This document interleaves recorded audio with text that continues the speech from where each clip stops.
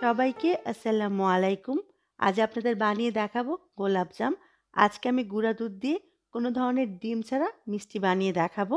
এই রেসিপি সম্পূর্ণ ফলো করলে যে কেউ পারফেক্ট গোলাপজাম ঘরেই বানিয়ে নিতে পারবেন। আশা করি আমার আজকের রেসিপি আপনাদের ভালো লাগবে। রেসিপি ভালো লাগলে প্লিজ আমার চ্যানেলকে সাবস্ক্রাইব করে অনুরোধ রইল। কথা না বাড়িয়ে চলুন জেনে নিই পারফেক্ট গোলাপজাম বানানোর প্রস্তুত প্রণালী। গোলাপজাম মিষ্টি বানানোর জন্য প্রথমে একটি পাত্রে নিয়ে নিব 1.5 কাপ পরিমাণ গুঁড়া দুধ। আজকে গোলাপজাম মিষ্টি বানানোর জন্য আমি নিডো ব্র্যান্ডের গুঁড়া দুধটা ব্যবহার করছি। দিয়ে দিচ্ছি 1/2 কাপ পরিমাণ ময়দা। এখানে ময়দাটাই ব্যবহার করতে হবে, আটা ব্যবহার করলে মিষ্টিটা পারফেক্ট হবে না। দিয়ে দিচ্ছি সুজি 3 টেবিল চামচ পরিমাণ, মিহি গুঁড়া করা সুজিটা ব্যবহার করছি।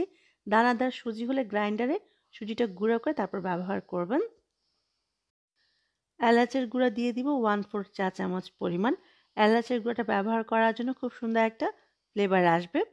দিয়ে দিব 4 টেবিল চামচ পরিমাণ ঘি। ঘি কম দেয়া যাবে না, 4 টেবিল চামচ ব্যবহার করতে হবে।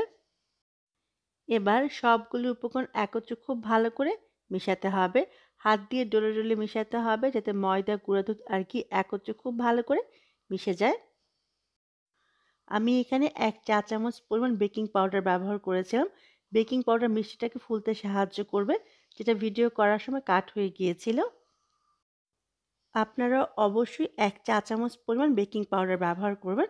যাই হোক, প্রত্যেকটা উপকরণ একত্রে খুব ভালো করে আমি মিশিয়ে নিয়েছি। একটু খেয়াল করে দেখুন। আবারও বলছি, ডলে ডলে খুব ভালো করে ঘিটাকে ভালো করে মিশিয়ে নিতে হবে। যখন খুব ভালো করে মেশানো হয়ে যাবে, তখন লিকুইড দুধ একটু একটু করে দিয়ে একটা চিটচিটে ডো বানাবো। আর দুধটা নরমাল তাপমাত্রায় থাকবে। আমি এখানে 3 কাপ দুধ জাল করে 1 কাপ করে নিয়েছি। দুধটা ঘন হলে মিষ্টিটা কিন্তু অনেক ভালো হবে খেতে। দুধটা একবারে মিলাতে যাবেন না, তাহলে বেশি হয়ে যেতে পারে। অল্প অল্প করে দুধ দিব আর একটা চিটচিটে ডো বানিয়ে নেব। ডোটা ঠিক এরকম চিটচিটে হবে। এটাই হচ্ছে পারফেক্ট মিষ্টির ডো। একটু খেয়াল করে দেখুন, এটা কিন্তু শক্ত হবে না। আমাদের পারফেক্ট মিষ্টি বানানোর জন্য এরকম চিটচিটে একটা দই লাগবে। আর 1 কাপ দুধ থেকে আমার এতটুকু দুধ রয়ে গেল। এবার ডোটাকে ঢেকে রেখে দিব 10 মিনিটের জন্য। এই ফাঁকে আমি মিষ্টির জন্য শিরাটা বানাবো। শিরা বানানোর জন্য একটা হাঁড়িতে নিয়ে নিচ্ছি 2.5 কাপ পরিমাণ চিনি। শিরাটা এমনভাবে করবেন যাতে মিষ্টিগুলো ডুবে থাকতে পারে। 2.5 কাপ চিনির জন্য দিয়ে দিব 3.5 কাপ পরিমাণ পানি। এবার পানিটা চিনির সাথে খুব ভালো করে নেড়ে মিশিয়ে নিব। গোলাপজাম মিষ্টির জন্য শিরাটা 1 তার বা 2 তার হবে না, চিটচিটে একটা শিরা লাগবে। মানে হচ্ছে গোলাপজাম মিষ্টির শিরাটা খুব বেশি ঘন করা যাবে না।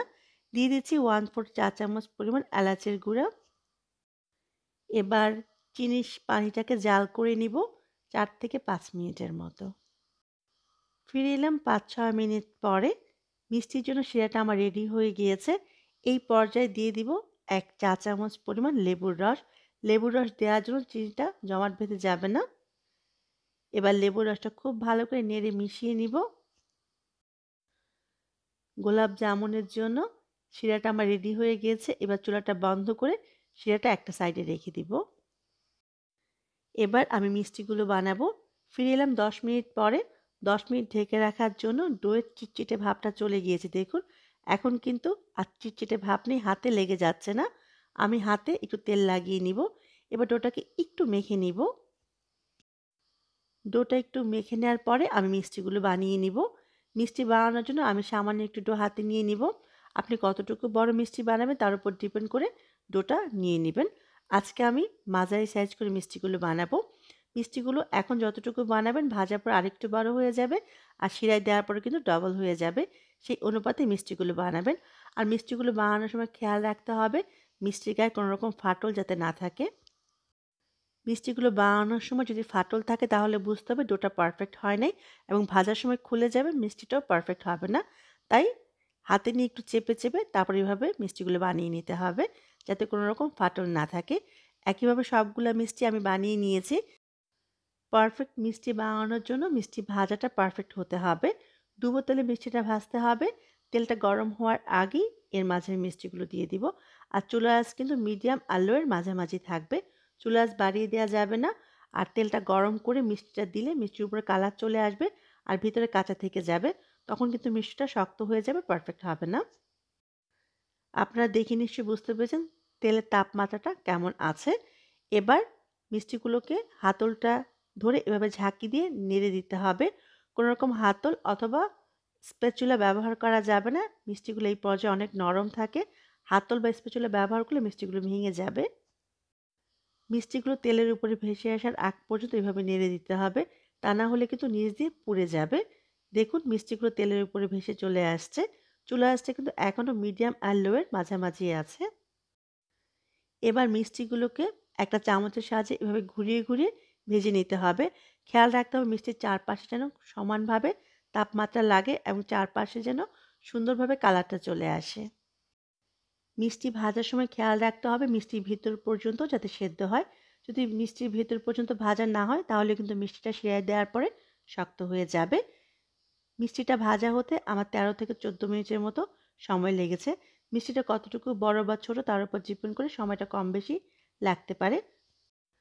মিষ্টিগুলো সুন্দর একটা কালার চলে এসছে। এবার উঠিয়ে গরম মিষ্টিগুলো হালকা গরম শিরার মাঝে দিয়ে দিব। আবারও বলছি গরম মিষ্টিগুলো উঠিয়ে হালকা গরম শিরার মাঝে দিতে হবে।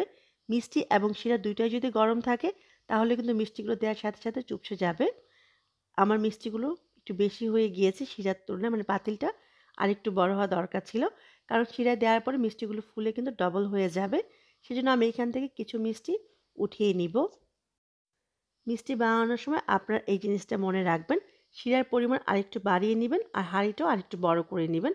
আমার হাঁড়ির তুলনায় মিষ্টিগুলো অনেক বেশি হয়ে গেছে, সেজন্য আমি কিছু মিষ্টি উঠিয়ে রাখবো। শিরার জন্য হাঁড়িটা যেমন বড় নিতে হবে, মিষ্টিটা ভাজার সময় কিন্তু হাঁড়িটা বড় হতে হবে যাতে মিষ্টিগুলো ঘুরে ঘুরে ভাজা হতে পারে। যাই হোক, আমি এবার এই শিরার মাঝে মিষ্টিগুলোকে ভিজিয়ে রাখবো ৪ থেকে ৫ ঘন্টার মতো। সারা রাত ভিজিয়ে রাখতে পারলে আরও ভালো হবে। গোলাপ জামগুলো শিরাটা টেনে নিয়ে আরও বড় হয়ে যাবে, তাই জায়গাটা একটু বেশি রাখতে হবে। এবার আমি ঢেকে রেখে দিব ৪ থেকে ৫ ঘন্টার জন্য। ফিরে এলাম ৪ ঘন্টা পরে। দেখুন মাশাআল্লাহ গোলাপজামগুলো শিরাগুলো টেনে নিয়ে একেবারে রসে টইটুম্বর হয়ে গিয়েছে। মাশাআল্লাহ পারফেক্ট গোলাপজাম। আজকে আমি যে টিপসগুলো বলেছি এগুলো ফলো করলে যে কেউ পারফেক্ট গোলাপজাম ঘরেই বানিয়ে নিতে পারবেন। আমি একটা গোলাপজাম একটু কেটে দেখিয়ে দিব ভিতরটা কতটা পারফেক্ট হয়েছে। মাশাআল্লাহ মিষ্টিগুলো দেখতে যতটা লোভনীয় হয়েছে খেতেও কিন্তু ততটাই মজা হয়েছে। দেখুন মিষ্টিটা ভিতরটা কতটা পারফেক্ট হয়েছে। একদম পারফেক্ট রসে টইটুম্বর গোলাপজাম। সবাই অনেক ভালো থাকবেন, আমার জন্য দোয়া করবেন। আবারও দেখা হবে, ততক্ষণ পর্যন্ত আল্লাহ হাফিজ।